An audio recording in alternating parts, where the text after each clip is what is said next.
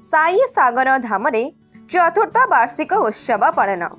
Dhenkanal town आनंद बजार हीरासागर cool Sai सागर धामर पवित्र रामनवमी रे चतुर्थ वार्षिक उत्सव पालन हो जाए। गत 26 तारिख संध्यारे कलश यात्रा अनुष्ठित होइथिला। अद्य प्रातः काक आळती, महास्नान, नूतन वस्त्र, विभिन्न फूलहार रे सुसज्जित करा जाई विभिन्न भोग लागी करा जाइथिला। परे सूर्य पूजा, कलश पूजा, मंडल पूजा, साईनाथंकु षोडश उपचार पूजा, होम यज्ञ अनुष्ठित होइथिला। संध्या समय रे पालिंकी शोभायात्रा सह भजन समारोह और प्रसाद सेवन अनुष्ठित होइथिला।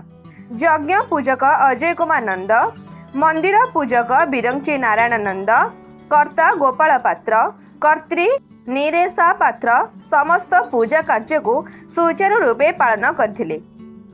कर्मकर्ता कृष्णचंद्र भट्ट, विपिन सेठी, साई प्रकाश दास, जितेंद्र साहू, सुधाकर साहू, सरोज कुमार प्रधान, गिरिया सेठी और गोविंद चंद्र पात्र प्रमुख कार्यक्रम को सहयोग करुथिला बेले अंचलर बहु भक्त उपस्थित रही साई बाबा विभूप कृपा लाभ करथिले।